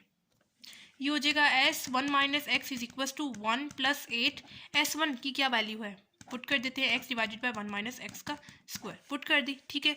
अब ये जो सा 1 माइनस एक्स यहाँ पे मल्टीप्लाई हो रहा है, दूसरी तरफ आएगा तो आपके पास दोनों टर्म्स के साथ डिवाइड होगा आके, यानी यहाँ पे ये मल्टीप्लाई हो रहा है, इधर आएगा तो 1 के साथ भी नीचे डिवाइड होगा ऐसे, प्लस इसके साथ भी आपके पास नीचे ऐसे डिवाइड हो जाएगा, यानी इसके साथ क्यूब आ जाएगा ना, इधर पहले से स्क्वायर था, ये भी आके मल्टीप्लाई होगा तो आपके पास यहाँ पे क्या आ जाएगा, क्यूब आ जाएगा, ठीक है। एंड ये आ गया हमारे पास फाइनल आंसर, ठीक है। दोबारा से समझ लेते हैं। सिंपल इस क्वेश्चन में हमने क्या किया, हमें इस क्वेश्चन में गिवन था कि हम लोगों ने इनफाइनाइट सीरीज़ का सम फाइंड करना है, ठीक है। तो इनफाइनाइट सीरीज़ का सम फाइंड करने के लिए हमें लास्ट टर्म और उससे प्रीवियस टर्म तो नहीं चाहिए, इस वजह से हम लोगों ने क्वेश्चन नंबर 1 वाला काम नहीं करना। हमें यहाँ पे क्या करना है, रेशो से हमें स्टार्ट करना है। तो रेशो निकालने के लिए पहले हमें वापस से वही स्टेप तो करने ही पड़ेंगे कि इसको इस एक सीरीज़ को 2 सीरीज़ में स्प्लिट करना पड़ेगा, ताकि हमारे पास जो दूसरी सीरीज़ आए उसके थ्रू हम लोग रेशो निकाल सके। वही काम किया, लेकिन मैंने इसको सॉल्व नहीं किया, मैंने सिंपल स्प्लिट करके लिखा है और मैंने डायरेक्ट रेशो की वैल्यू निकाल ली जो कि मेरे पास x आ रही है। मैंने फर्स्ट स्टेप रेशो निकाल ली, सेकंड स्टेप मैंने जो इक्वेशन नंबर 1 को लेट कर दिया था s के इक्वल, उसको मैंने दोनों तरफ x से मल्टीप्लाई कर दिया, उसको मैंने इक्वेशन नंबर 2 का नाम दे दिया। Equation number 1 and equation number 2 को सब्ट्रैक्ट कर लिया थर्ड स्टेप करने के बाद फोर्थ स्टेप क्या है कि आप लोगों ने इसको सॉल्व कर लेना है कैलकुलेटर के थ्रू, क्यूब वगैरह सॉल्व करते में आपके पास यहाँ पे 8, 16, 24 अप टू आते जाएंगे वैल्यूज। आप लोगों ने नोट करना है कि हमेशा आपके पास यहाँ पे कुछ ना कुछ कॉमन आप लोग ले सकेंगे। मैंने यहाँ से 8 कॉमन ले लिया, अंदर मेरे पास ये सीरीज रहेगी। अब ये वापस से क्वेश्चन वाली सीरीज आ गई हैं, तो मैं क्या करूँगी, मैं इसको लेट कर रही हूँ S1 के इक्वल वक्ती तौर पे, ठीक है। इस सीरीज़ को मैं अलग से नीचे सॉल्व कर रही हूँ, ठीक है, कि यहाँ से मेरे पास जो आंसर आया जाए ना, मैं यहाँ पे वापस S1 की जगह पुट कर दूँगी। मैंने ये सीरीज़ ली, यहाँ पे रखी, ठीक है, मैंने इसको S1 के इक्वल लेट कर लिया। यहाँ से वापस से मैंने वही क्वेश्चन के स्टार्ट वाले स्टेप्स करने हैं जो मैंने अभी ऊपर किए हैं। मैंने इसको 2 सीरीज़ में स्प्लिट करके लिखा, एक मेरे पास अर्थमेटिक सीरीज़ में आ रही थी और दूसरे मेरे पास ज्योमेट्रिक सीरीज़ में आ रही थी। मैंने डायरेक्ट जो है वो इसको सॉल्व नहीं किया पीछे, मैंने डायरेक्ट रेशो निकाली। रेशो निकालने के बाद मैंने इक्वेशन नंबर 1 को मल्टीप्लाई कर दिया एक कॉमन रेशो से, ठीक है, दोनों तरफ मल्टीप्लाई कर दिया। फर्स्ट स्टेप हो गया ratio, second step common ratio से मल्टीप्लाई कर दिया, थर्ड स्टेप क्या है कि हम लोगों ने equation number 1 and equation number 2 को सब्ट्रैक्ट कर लेना है। ठीक है, सब्ट्रैक्ट कर लिया। फोर्थ स्टेप हमारे पास यहाँ पे एक ना एक ज्योमेट्रिक सीरीज का फॉर्मूला ज़रूर लगेगा, लेकिन यहाँ पे चूंकि मेरे पास लास्ट टर्म नहीं गिवन, इस वजह से मेरे पास ये इनफाइनाइट ज्योमेट्रिक सीरीज का यहाँ पे फॉर्मूला यूज़ होगा। इनफाइनाइट ज्योमेट्रिक सीरीज का पहले फॉर्मूला लिखा, फॉर्मूले में वैल्यूज पुट की एंड मेरे पास ये S1 की वैल्यू आ गई। अब जो मैंने पहले जो इक्वेशन में वेरिएबल एक इक्वल जिस इक्वेशन को मैंने लेट किया था उसमें मैंने वापस से S1 की वैल्यू पुट की, ये 1 - x को दूसरा ले गई और ये मेरे पास फाइनल आंसर आ गया। ठीक हो गया। अच्छा जी, पार्ट 2 है, बिल्कुल पार्ट 1 की तरह है। ठीक है, अच्छा जी, इसमें भी हमें क्या करना है, इनफाइनाइट सीरीज़ का सम फाइंड करना है। तो इसके लिए हमें वही वाले स्टेप यानी ए एन टर्म और उससे प्रीवियस टर्म नहीं निकालनी, हमें यहाँ पे डायरेक्ट वही मतलब रेशो वाले स्टेप्स करते हुए मतलब रेशो से मल्टीप्लाई करना है, फिर सब्ट्रैक्ट करना है, वो वाले स्टेप्स करने हैं। ठीक है, जैसे हम लोगों ने पार्ट 1 में किया है। मैं क्या कर रही हूँ, मैं इस एक सीरीज़ को पहले 2 सीरीज़ में स्प्लिट करके लिख रही हूँ ताकि मेरे पास रेशो आ सके यहाँ से। ठीक है, तो यहाँ पर जो मैं पहली वाली सीरीज़ बना रही हूँ वो मैं नॉमिनेटर्स को देखते हुए बना रही हूँ और जो दूसरी वाली मैं सीरीज़ बना रही हूँ वो मैं डिनोमिनेटर को देखते हुए बना रही हूँ। ठीक है, यानी मेरे पास ये एक सीरीज़ 2 सीरीज़ में स्प्लिट होंगी। एक होगा 1 + 4 + 9 + 16 + 25 अप टू सो ऑन ऐसे ही, और जो दूसरी सीरीज़ मेरे पास आएंगी वो मैं लिख रही हूँ 1 + 1/3 + 1/3² + 1/3³ + 1/3 power 4 up to so on ऐसे ही मेरे पास सीरीज चलती जा रही है। ठीक है, अब ये वाली जो सीरीज़ है वो मेरे पास ज्योमेट्रिक सीरीज़ में आ रही है, ये आपके पास अरिथमेटिक सीरीज़ में नहीं आ रही। ठीक है, क्योंकि यहाँ पे आपके पास डिफरेंस जो है वो सेम नहीं आ रहा। ये यहाँ पे मेरे पास ज्योमेट्रिक सीरीज़ में आ रही है क्योंकि यहाँ पे और आप लोग चेक कर लें आपके पास डिफरेंस सेम आएगा। ठीक है, तो जब रेशो सेम आएगी, तो जब रेशो सेम आ रही होती है तो फिर वो सीरीज़ कौन सी सीरीज़ कहलाती है, ज्योमेट्रिक सीरीज़ कहलाती है। रेशो हम लोग कैसे निकालेंगे, A1 है, A2 है, A3 है, A4 टर्म है, A5 टर्म है, up to so on. Ratio हम लोग निकालते हैं A2 में से प्रीवियस टर्म यानी A1 को डिवाइड करके मेरे पास रेशो आएगी। A2 मेरे पास क्या है 1/3 है, डिवाइड बाई A1 मेरे पास क्या है 1 है, 1/3 डिवाइड बाई 1 मेरे पास क्या आ जाएगा 1/3। रेशो मेरे पास क्या आ गई 1/3। आगे चेक कर लेते हैं क्या ओवरऑल हमारे पास रेशो सेम आ भी जाएगी कि नहीं आ रही। A3 को अगर चूज करी हो तो प्रीवियस टाइम यानी A2 को डिवाइड करके मेरे पास रेशो आएगी।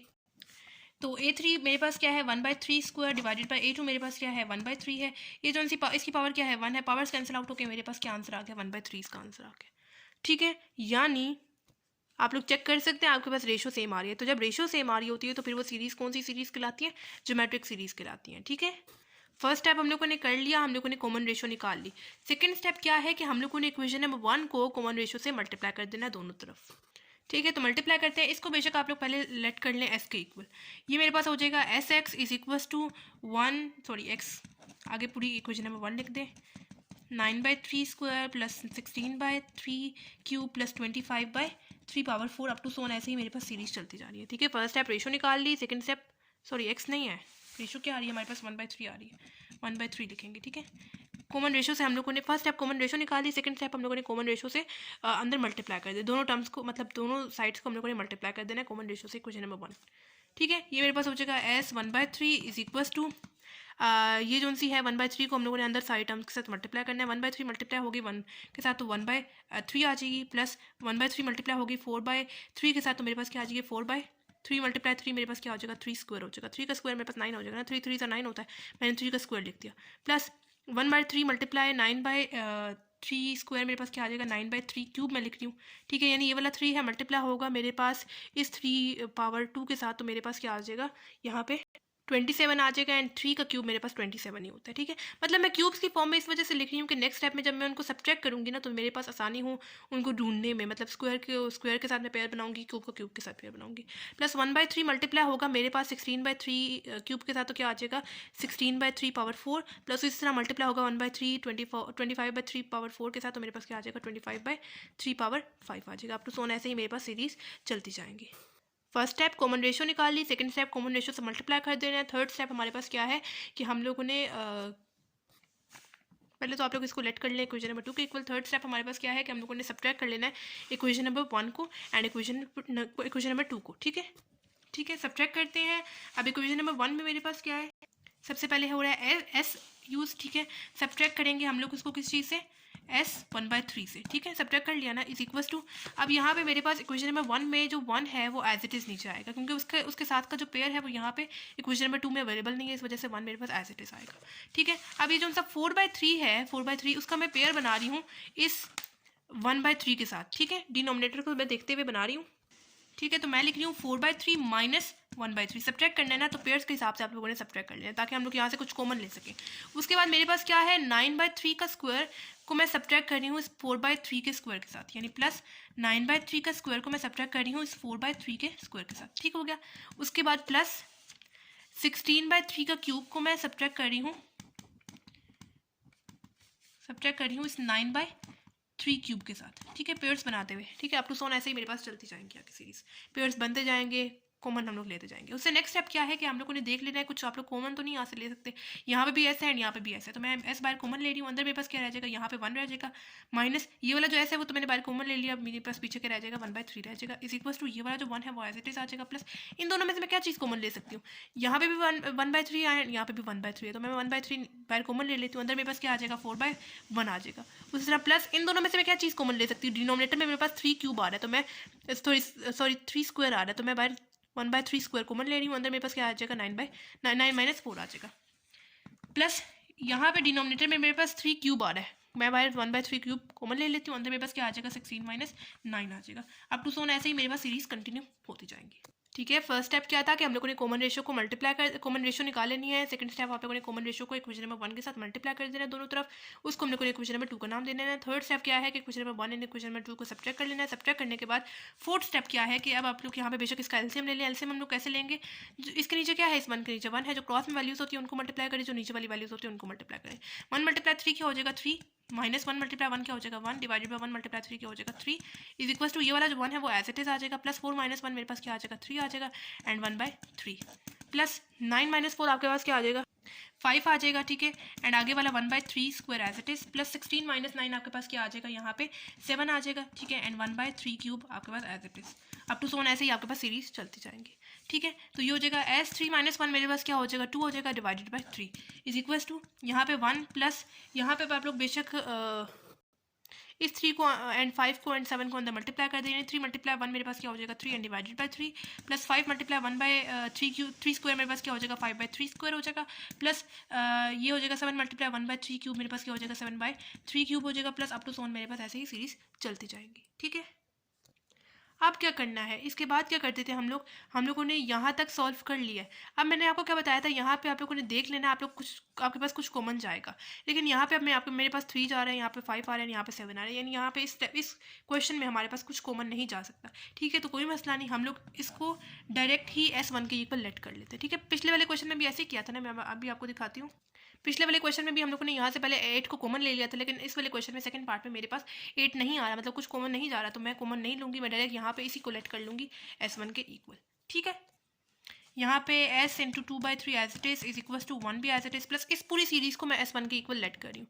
ठीक है, इस पूरी सीरीज़ को मैं पहले अलग से सॉल्व करूँगी, क्योंकि ये यहाँ पे मेरे पास वापस से क्वेश्चन वाली सीरीज़ की तरह आ गई है।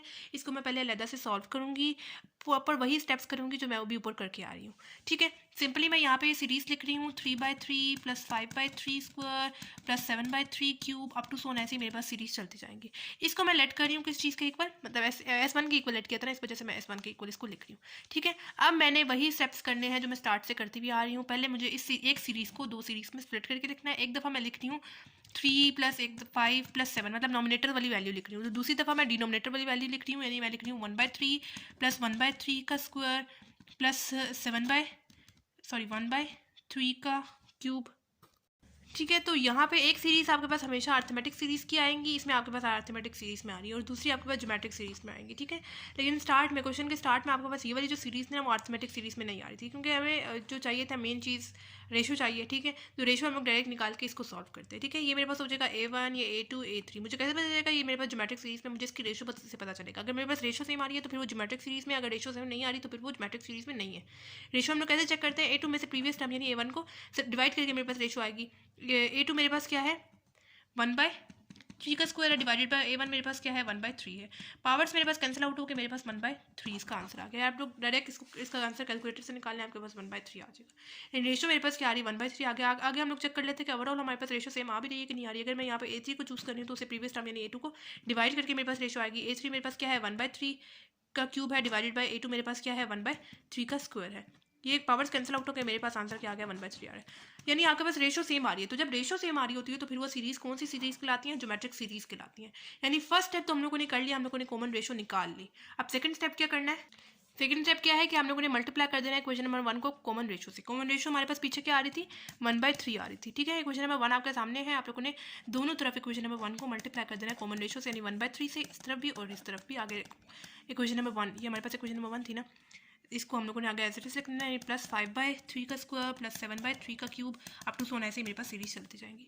ठीक है, मल्टीप्लाई कर देते हैं, ये हो जाएगा S1 1/3 तो एज इट इज आ जाएगा, प्लस वो इस 1/3 को अंदर तीनों आगे सब टर्म्स के साथ मल्टीप्लाई करेंगे। 1/3 मल्टीप्लाई 3/3 मेरे पास क्या आ जाएगा? 3/3 मल्टीप्लाई 3 क्या हो जाएगा? 3 स्क्वायर हो जाएगा, प्लस 1/3 मल्टीप्लाई होगा 5/3 स्क्वायर के साथ, तो मेरे पास क्या हो जाएगा? 5/3 क्यूब हो जाएगा, प्लस 1/3 मल्टीप्लाई होगा 7/3 क्यूब के साथ, तो मेरे पास क्या हो जाएगा? 3/4 हो जाएगा, प्लस अप टू ऐसे ही मेरे पास सीरीज चलती जाएंगी। ठीक है, ये मैंने कर लिया थर्ड स्टेप और इसको मैंने इक्वेशन नंबर 2 का नाम दे दिया। ठीक है, फर्स्ट स्टेप क्या था? कॉमन रेशो निकाली जो कि मेरे पास 1/3 आ रही। सेकंड स्टेप मैंने इक्वेशन नंबर 1 को कॉमन रेशो से मल्टीप्लाई कर दिया। थर्ड स्टेप मैंने अब सब्ट्रैक्ट कर लेना है इक्वेशन नंबर 1 को एंड इक्वेशन नंबर 2 को। ठीक है, इक्वेशन नंबर 1 मेरे सामने एंड इक्वेशन नंबर 2 भी मेरे सामने। सब्ट्रैक्ट करते हैं S1 माइनस S1 1/3, ऐसे ही होगा ना। ठीक है, सब्ट्रैक्ट कर लिया ना। इस 3/3 को, यानी 3/3 आपके पास क्या हो जाएगा? 1 हो जाएगा। ठीक है, प्लस मतलब 3/3 को मैं यहाँ पे एज इट इज, यानी 3/3 1 हो जाएगा। इसका मेरे पास यहाँ पे पेयर इक्वेशन नंबर 2 में अवेलेबल नहीं है, इस वजह से मैंने इसको एज इट इज लिख दिया। जो नेक्स्ट है मेरे पास 5/3 का स्क्वायर, उसका मैं पेयर बना रही हूँ, सब्ट्रैक्ट कर रही हूँ उसको मैं 3/3 स्क्वायर के साथ ऐसे करके। ठीक है, क्योंकि ताकि मैं यहाँ से डिनोमिनेटर से 3 का स्क्वायर कॉमन ले सकूँ। प्लस यहाँ पे मेरे पास क्या है? 7/3 का क्यूब को मैं सब्ट्रैक्ट करूँगी 5/3 के क्यूब के साथ। ठीक है, अब टू सोन ऐसे ही मेरे पास सीरीज चलती जाएंगी।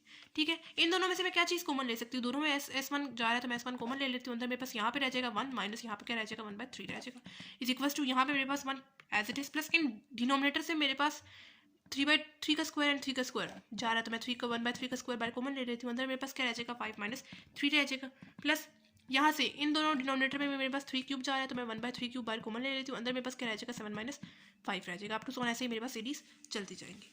ठीक है, S1 इन दोनों में हम लोग वो ले लेते हैं, एलसीएम ले लेते हैं। एलसीएम कैसे लेंगे? इसके नीचे क्या है? 1 है, क्रॉस में जो वैल्यूज है उनको मल्टीप्लाई करें, जो नीचे वाली वैल्यूज है उनको मल्टीप्लाई करें। 1 × 3 मेरे पास क्या हो जाएगा? 3 माइनस 1 × 1 क्या हो जाएगा? 1 हो जाएगा, डिवाइड बाई 1 × 3 मेरे पास क्या हो जाएगा? 3 हो जाएगा। 1 ये वाला जो है वो एज इट इज आ जाएगा, प्लस 5 माइनस 3 मेरे पास क्या आ जाएगा? 2 आ जाएगा, एंड 1/3 का स्क्वायर मेरे पास आ गया as it is, plus 7 minus 5 मेरे पास क्या आ जाएगा? 2 आ जाएगा, एंड 1/3 का क्यूब आ गया as it is, plus up to so on ऐसे ही मेरे पास वैल्यूज चलती जाएंगी। अच्छा, अब क्या होगा? S1 3 माइनस 1 मेरे पास क्या हो जाएगा? 2/3। ठीक है, 3 माइनस 1 2 हो गया ना, डिवाइड बाई 3 ये वाला। अब 1 प्लस ये हो जाएगा 2/3 का स्क्वायर प्लस 2/3 का क्यूब। अच्छा, पेपर में ना आप लोगों ने, अच्छा हम लोगों ने यहाँ पे ना सिर्फ दो वैल्यूज़ ही ली हैं, मतलब यहाँ पे 1 2 3 वैल्यूज़ ली हैं। आप लोगों ने क्या करना है? तकरीबन 4 एक वैल्यूज़ ले लेनी है आप लोगों ने। ठीक है, हम लोगों ने यहाँ पे 3 वैल्यूज़ ली है ना, तो आप लोगों ने तकरीबन पेपर में 4 एक वैल्यूज़ ले लेनी है, ताकि आपके थोड़ा सा जो है ना यहाँ पे आपको मज़ीद अच्छी तरह से समझ में आ जाए। ठीक है, तो आप लोगों ने तकरीबन पेपर में ना 4 वैल्यूज़ ले लेनी है। यहाँ पे हम लोगों के पास अभी 3 वैल्यूज़ आ रही हैं, ताकि आपको सही से समझ में आ गया आगे क्या हो रहा है कंटिन्यूसली। ठीक है, तो ये हो जाएगा S1 2/3। अच्छा, यहाँ पे आपको मैंने क्या बताया था कि आपके पास यहाँ तक सॉल्व करने के बाद आपके पास ज्योमेट्रिक सीरीज़ का एक फॉर्मूला यूज़ होगा। ठीक है, एक ना एक फॉर्मूला ज़रूर यूज़ होगा, लेकिन यहाँ पे चूंकि हमारे पास लास्ट टर्म नहीं गिवन, इस वजह से इनफाइनाइट ज्योमेट्रिक सीरीज़ का फॉर्मूला यूज़ होगा। मैं क्या कर रही हूँ? मैं इस 1 को अलहदा कर रही हूँ, क्योंकि मैं अगर 1 को भी इस सीरीज़ के साथ जोड़ रही हूँ ना, तो मेरे पास ज्योमेट्रिक सीरीज़ का फॉर्मूला नहीं लग रहा है यहाँ पे। ठीक है, यानी इनफाइनाइट ज्योमेट्रिक सीरीज़ का फॉर्मूला नहीं लग रहा है, क्योंकि मेरे पास रेशो सेम नहीं आ रही। मेरे पास क्या उसका रिक्वायरमेंट क्या है ज्योमेट्रिक सीरीज़ के लिए? रेशो सेम होनी चाहिए। तो अगर मैं इस 1 को भी साथ इस सीरीज़ के इन्वॉल्व कर रही हूँ तो मेरे पास रेशो सेम नहीं आ रही। ठीक है, तो या तो आप लोग ऐसा कर लेंगे, यहाँ से 2 को कॉमन, नहीं आप लोग बेशक इसको ही सीरीज़ में बना लें। ठीक है, वो ज़्यादा कॉम्प्लिकेटेड हो जाएगा। पहले आप लोग यहाँ से 2 को कॉमन लेंगे, फिर एलसीएम वगैरह लेंगे। ठीक है, तो इस 1 को आप लोग बेशक अलग कर लें। आप लोग बेशक इन 2 नंबर्स के साथ चेक कर लें, आपके पास रेशो सेम आएगी। अगर तीसरा नंबर एक और भी आप लोग लेंगे तो आप लोग उसके साथ भी चेक कर सकेंगे आसानी से कि आपके पास रेशो सेम आ भी रही है कि नहीं आ रही। ठीक है, तो इस वजह से मैं कह रही हूँ कि आप लोगों ने तकरीबन 4 एक नंबर्स को ले लेना है। तो यहाँ पे आपके पास इनफाइनाइट ज्योमेट्रिक सीरीज़ का फॉर्मूला यूज़ होगा, लेकिन उसके लिए पहले हमें निकालनी पड़ेगी रेशो। ये 1 टर्म है, ये A2 टर्म है। रेशो हम लोग कैसे निकालते हैं? A2 में से प्रीवियस टर्म यानी A1 को डिवाइड करके मेरे पास रेशो आती है। A2 मेरे पास क्या है? 2/3 का स्क्वायर, 3 का क्यूब मेरे पास क्या होता है? 27 होता है, डिवाइडेड बाय A1 मेरे पास क्या है 2/, तो 3 का स्क्वायर क्या होता है मेरे पास 9 होता है, ठीक है। यानी यहाँ पे आपके पास 2/27, मतलब ये मेरे पास हो जाएगा 2/27, और आपको पता है जब भी कोई चीज़ डिवाइड से मल्टीप्लाई में कन्वर्ट होती है, जो चीज़ नीचे होती है वो ऊपर आ जाती है, जो चीज़ ऊपर होती है वो नीचे चली जाती है। 9 नीचे था ना, ऊपर आ गया, 2 ऊपर था नीचे चला गया, ठीक है। ये 2 कैंसिल आउट हो गया, and 9 1s are and 9 3s are 27, यानी मेरे पास रेशो की आ गई 1/3 आ गई, ठीक है। अगर आगे भी कोई वैल्यू होती तो हम लोग आसानी से चेक कर सकते हैं कि हमारे पास रेशो सेम आ रही है कि नहीं आ रही। इस वजह से मैं कह रही हूँ 4 एक वैल्यूज आप लोगों ने पेपर में ज़रूर लेनी है, ठीक है। तो हमारे पास रेशो क्या आ रही है 1/3 आ रही है, और 1/3 हमारे पास रेशो आ गई। अब आप लोगों ने यहाँ पे फॉर्मूला अप्लाई करना है A1 डिवाइडेड बाय 1 - R वाला, ठीक है। 1 - R यहाँ पे इतनी सी जगह पे मेरे पास ये फॉर्मूला यूज़ हो रहा है, ठीक है। तो S1 2/3 is equal to 1 plus A1 की क्या वैल्यू है मेरे पास इस सीरीज़ में, देखिए 2/3 का स्क्वायर मेरे पास क्या होता है 9 होता है, डिवाइडेड बाय 1 माइनस रेशो क्या आ रही है 1/3 आ रही है, ठीक है। पुट कर दी, ये हो जाएगा S1 2/3 1 प्लस 2/9 डिवाइडेड बाय, यहाँ पे इसके नीचे क्या है 1 है, जो क्रॉस में वैल्यूज है उनको मल्टीप्लाई करे, जो नीचे वाली वैल्यूज है उनको मल्टीप्लाई करे। 1 × 3 मेरे पास क्या हो जाएगा 3 - 1 × 1 क्या हो जाएगा 1 हो जाएगा, डिवाइड बाय 1 × 3 क्या हो जाएगा 3 हो जाएगा। S1 2/3 is equal to 1 plus 2/9 divided by 3 - 1 मेरे पास क्या हो जाएगा 2 डिवाइडेड बाय 3 हो जाएगा। S1 2/3 प्लस 1 प्लस 2/3, और आपको पता है जब भी कोई चीज़ डिवाइड से हम लोग उसको मल्टीप्लाई में कन्वर्ट करते हैं, जो चीज़ नीचे होती है वो ऊपर आ जाती है, एंड जो चीज़ ऊपर होती है वो नीचे चली जाती है, ठीक है। कुछ ऐसे ये 2 2 आपस में कैंसिल आउट हो गए, and 3 1s are and 3 2s are 9 हो गया, ठीक है। तो 3 3s आर 9 हो गया, ये हो जाएगा S1 2/3 is equal to 1 plus यहाँ पे मेरे पास सिंपल क्या रह गया 1/3 पीछे रह गया। अब आप लोग एलसीएम ले लें, इसके नीचे क्या है 1 है, जो क्रॉस में वैल्यूज होती है उनको मल्टीप्लाई करें, जो नीचे वाली वैल्यूज है उनको मल्टीप्लाई करें। S1 2/3 हो गया इज इक्वल टू 1 × 3 क्या हो जाएगा 3 हो जाएगा, प्लस 1 × 1 क्या हो जाएगा 1 हो जाएगा, डिवाइड बाय 1 × 3 क्या हो जाएगा 3 हो जाएगा, यानी 3 + 1 क्या हो जाएगा 4 डिवाइडेड बाय 3, यानी मेरे पास बल्कि इसको भी हम लोगों ने दूसरी तरफ लेके जाना है, ले जाते हैं। यानी मेरे पास S1 क्या है S1 2/3 इज इक्वल टू 4/3 है, ठीक है। ये जो सा 2/3 यहाँ पे S1 के साथ मल्टीप्लाई हो रहा है, दूसरी तरफ जाएगा डिवाइड हो जाएगा, नहीं आप लोग ऐसे कर लें 2 यहाँ 3 यहाँ पे डिवाइड हो रहा है, दूसरी तरफ जाएगा तो आपके पास मल्टीप्लाई हो जाएगा, एंड ये जो सा 2 यहाँ पे मल्टीप्लाई हो रहा है दूसरी तरफ जाएगा तो आपके पास ऐसे डिवाइड हो जाएगा, यानी ये इधर जाएगा और ये इधर जाएगा, ठीक है। S1 is equal to 4 3s मेरे पास क्या हो जाएगा 12 हो जाएगा, डिवाइड बाय 3 2s मेरे पास क्या हो जाएगा 6 हो जाएगा, 6 1s are and 6 2s are 12, यानी S1 का आंसर मेरे पास क्या आ गया 2 आ गया। यानी जो मेरे पास S1 का आंसर आया है उसको अब मैंने इस इक्वेशन जिसको मैंने A वेरिएबल के इक्वल लेट करना था, ठीक है, उसमें हम लोगों ने पुट कर देना, ठीक है। ये हो जाएगा S 2/3 is equal to 1 plus S1 क्या है 2 है, पुट कर देते हैं। S 2/3 इज इक्वल टू 1 + 2 मेरे पास क्या आ जाएगा 3 आ जाएगा, ठीक है। ये हो जाएगा S, ये जो इनसे डिनोमिनेटर में वैल्यू है इसके साथ जाके मल्टीप्लाई हो गई, यानी ये हो जाएगा मेरे पास 3 3 क्या हो जाएगा 9, एंड ये जो सा 2 यहाँ पे मल्टीप्लाई हो रहा है दूसरे जाएगा तो डिवाइड हो जाएगा कुछ इस तरह से, ठीक है। यानी मेरे पास आंसर क्या आ गया 9/2 आ गया फाइनल आंसर, ठीक है। दोबारा से समझ लेते हैं सिंपल। इस क्वेश्चन में हम लोगों ने क्या किया, हमारे पास जो एक मेन सीरीज गिवन थी उसको मैंने 2 सीरीज में स्प्लिट करके लिखा, ठीक है। मैंने यहाँ से जो कॉमन रेशो थी वो निकाली, फर्स्ट स्टेप क्या था कॉमन रेशो निकाल लेनी, ठीक है। सेकंड स्टेप हम लोगों ने इक्वेशन नंबर 1 को कॉमन रेशो से दोनों तरफ मल्टीप्लाई कर देना है। थर्ड स्टेप हम लोगों ने इक्वेशन नंबर 1 और इक्वेशन नंबर 2 को सब्ट्रैक्ट कर लेना है। सब्ट्रैक्ट करने के बाद फोर्थ स्टेप हम लोगों ने क्या है उसको कैलकुलेशन वगैरह करने के बाद यहाँ से हमारे पास जो है कुछ कॉमन जाएगा, अगर कॉमन नहीं जा रहा तो आप लोगों के पास इतनी सी सीरीज बनेगी, तो वापस से आप लोगों ने वही क्वेश्चन के स्टेप्स करने हैं, 3-4 स्टेप्स जो आप लोगों ने ऊपर मैंने आपको बताया, ठीक है। इसको मैंने S1 के इक्वल लेट कर दिया और यही वाली सीरीज़ को मैंने S1 के इक्वल यहाँ पे लिखा, वही क्वेश्चन वाले स्टेप किया। इसको मैंने इस एक सीरीज़ को इसको 2 सीरीज़ में स्प्लिट करके लिखा, इसको इक्वेशन नंबर 1 का नाम दे दिया मैंने, ठीक है। 2 सीरीज़ में स्प्लिट करके लिखा, एक मेरे पास अर्थमेटिक सीरीज़ आ रही थी और दूसरी मेरे पास ज्योमेट्रिक सीरीज़ आ रही थी। ज्योमेट्रिक सीरीज़ से मैंने फर्स्ट स्टेप रेशो निकाल ली, ठीक है। रेशो निकाल ली, रेशो निकालने के बाद सेकंड स्टेप क्या है कि इक्वेशन नंबर 1 को दोनों तरफ हम लोगों ने कॉमन रेशो से मल्टीप्लाई कर देना है। थर्ड स्टेप हमारे पास क्या है equation number 1 and equation number 2 को सब्ट्रैक्ट कर लेना है। मैंने आपको क्या बताया है कि आप लोगों ने तकरीबन 4 एक वैल्यूज़ ले लेनी है ताकि आप लोग आसानी से डिफ्रेंशिएट कर पाएँ और आसानी से आप लोग देख सकेंगे आगे हो क्या रहा है, क्या चल क्या रहा है आगे, ठीक है। अगर आप लोग रेशो भी आसानी से देख सके, ठीक है। तो मैंने यहाँ पे सब्ट्रैक्ट कर लिया इक्वेशन को, उसके बाद मतलब सॉल्व इसको किया, मतलब सब्ट्रैक्ट वगैरह किया। मेरे पास यहाँ पे अब एक सीरीज़ यूज़ हो रही थी, इनफाइनाइट ज्योमेट्रिक सीरीज़ यूज़ हो रही थी, ठीक है। मैंने यहाँ पे पहले रेशो वगैरह चेक की, रेशो वगैरह निकालने के बाद मैंने इस फॉर्मूला लिखा, फॉर्मूले में वैल्यूज़ वगैरह पुट की। मैंने वैल्यूज़ वगैरह पुट करने के बाद सिंपल यहाँ पे कैलकुलेशन मतलब एलसीएम वगैरह लिया। मेरे पास यहाँ से S1 का आंसर क्या आ गया 4 सॉरी किधर गया, यहाँ पे 2 आ गया। S1 का आंसर क्या आ गया 2 आ गया, ठीक है। अब जो है मैंने इक्वेशन नंबर वेरिएबल जिसको मैंने एक इक्वलेट किया था उस वाली इक्वेशन में मैंने S1 की वैल्यू पुट की जो कि 2 आ रही थी। पुट करने के बाद मैंने यहाँ पे सिंपल क्रॉस मल्टीप्लाई वगैरह किया और मेरे पास आंसर ये आ गया, यानी 9/2, ठीक हो गया। अच्छा जी, क्वेश्चन नंबर 3 हमारे पास है, find the nth term of the following arithmetic cosmetic series. अच्छा जी, इस क्वेश्चन में ना इन्होंने हमसे सम वगैरह की कोई डिमांड नहीं की हुई, बस इन्होंने सिंपल बोला कि आप लोगों ने nth टर्म निकाल देनी है, बस इतना कर दें आप लोग, ठीक है। तो हम लोगों ने क्या करना है, इसमें वो वाले स्टेप्स करेंगे यानी जिसमें से हम लोग आसानी से मतलब दो एक इक्वेशन, जैसे ये मेरे पास जो सीरीज़ की बने हम लोग इसको इक्वेशन नंबर 1 के इक्वल लेट करते थे, इसको हम लोग दो सीरीज़ में स्प्लिट करके लिख देते थे, ठीक है। एक सीरीज़ मेरे पास बन रही है, नॉमिनेटर को देखते हुए मैं बना रही हूँ, यानी 0 + 1 + 2 + 3 + 4 + 5 अप टू सोन, ऐसे ही मेरे पास सीरीज़ चलती जा रही है, ठीक है। मतलब मैंने एक जो सीरीज़ बनाई वो मैंने सबके नॉमिनेटर को देखते हुए बनाई, और जो दूसरी मैं सीरीज़ बना रही हूँ वो मैं सबके डिनोमिनेटर को देखते हुए बना रही हूँ, यानी 0/1 + 1/2 + 1/4, मतलब डिनोमिनेटर की वैल्यू हम लोग डायरेक्ट 1 2 3 तो नहीं लिख सकते, उसके ऊपर 1 भी हमारे पास आएगा, ठीक है। उस तरह 1/8 + 1/16 + 1/32, ऐसे ही हमारे पास सीरीज़ चलती जाएंगी, ठीक है। मैंने एक जो मेन सीरीज़ थी उसको दो सीरीज़ में स्प्लिट करके लिखा, क्योंकि मुझे चाहिए nth टर्म, ठीक है। मैंने उसको दो सीरीज़ में स्प्लिट करके लिखा। अब ये वाली जो सीरीज़ मेरे पास आ रही है वो अर्थमेटिक सीरीज़ में आ रही है, एंड ये वाली सीरीज़ मेरे पास ज्योमेट्रिक सीरीज़ में आ रही है। मुझे कैसे पता चल रही है मेरे पास अर्थमेटिक सीरीज़ में आ रही है, ज्योमेट्रिक सीरीज़ में आ रही है? मुझे अर्थमेटिक सीरीज़ में इसके डिफरेंस से पता चलेगा। अगर मेरे पास यहाँ पे ओवरऑल डिफरेंस सब में सेम आया तो फिर ये अर्थमेटिक सीरीज़ में है, अगर नहीं आया तो फिर ये अर्थमेटिक सीरीज़ में नहीं। चेक कर लेते हैं। ये A1 टर्म है, A2 टर्म है, A3 टर्म है, A4 टर्म है, A5 टर्म है, A6 टर्म है, and up to so on. Ratio difference हम लोग कैसे चेक करते हैं, A2 में से प्रीवियस टर्म यानी A1 को सब्ट्रैक्ट करके मेरे पास डिफरेंस आएगा। A2 मेरे पास क्या है, 1 है, माइनस A1 मेरे पास क्या है, 0 है। D = 1 - 0 मेरे पास क्या आ जाएगा, 1 आ जाएगा। यानी डिफरेंस आप लोग चेक कर लें, यहाँ पे आपके पास सेम आ रहा है, यहाँ पे 1 आ रहा है। आगे भी चेक कर लेते हैं कि ओवरऑल हमारे पास डिफरेंस सेम आ रहा है कि नहीं आ रहा है। अगर मैं यहाँ पे A3 को चूज़ कर रही हूँ तो उसे प्रीवियस टर्म यानी A2 को डिवाइड सब्ट्रैक्ट करके मेरे पास डिफरेंस आएगा। A3 मेरे पास क्या है, 2 है, माइनस A1। A2 मेरे पास क्या है, 1 है, 2 - 1 मेरे पास क्या आ जाएगा, 1 आ जाएगा।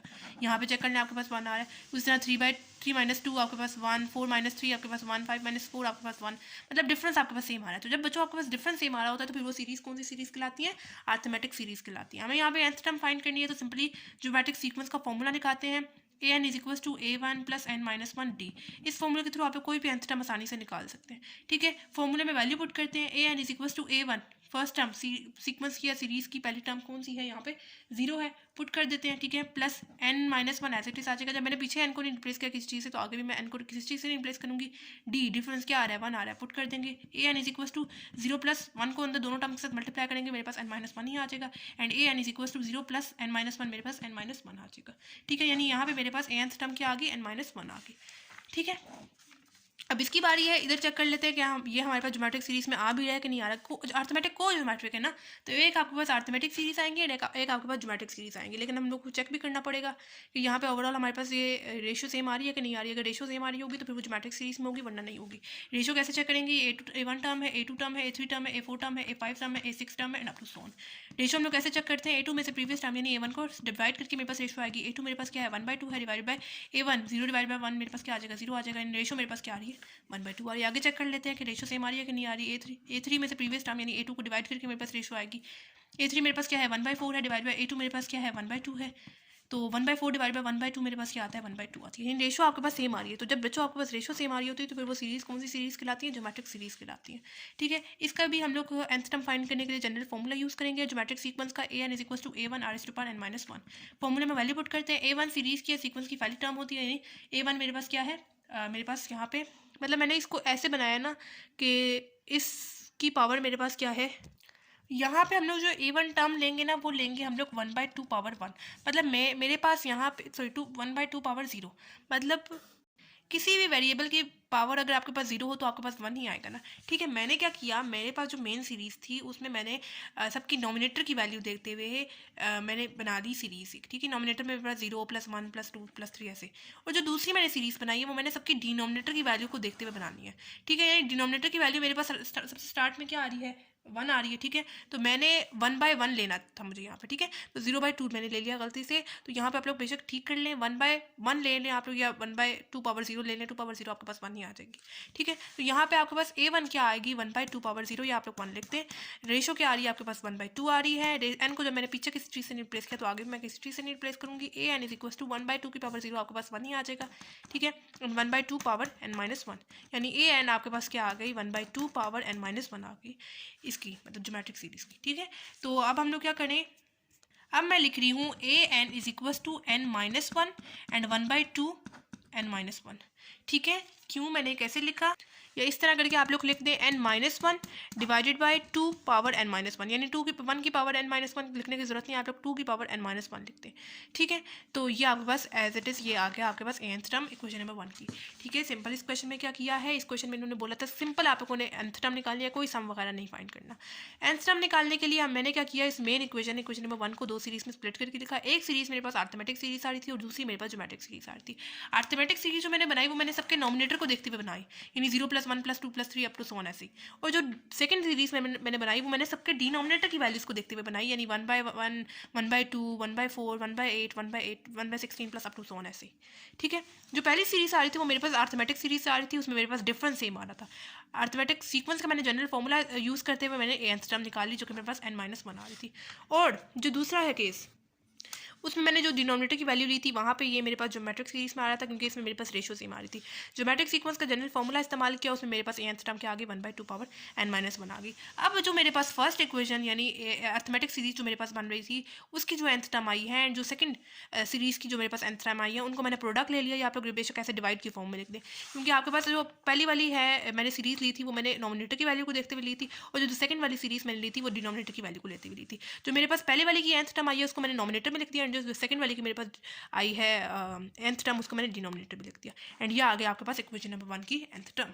ठीक हो गया, आई होप आप लोगों को सही से समझ आ गई होगी। अगर आपको फिर भी कोई कन्फ्यूजन हो या अगर आपको कोई क्वेश्चन समझ नहीं आ रहा हो तो आप लोग मुझसे कमेंट बॉक्स में पूछ सकते हैं। इसके अलावा आप लोगों ने मुझे ये भी बताना है कि आपको मेरी वीडियोस कैसी लग रही हैं, क्या ये हेल्पफुल है या नहीं है, और आपने मेरे चैनल को सब्सक्राइब भी करना है ताकि मेरी सारी वीडियोस आपके तक टाइमली पहुँच जाएँ, और अपने फ्रेंड्स वगैरह के साथ भी शेयर करें ताकि उनका भी फ़ायदा हो जाए। तो मिलते हैं नेक्स्ट वीडियो में, तब तक के लिए अल्लाह हाफिज़।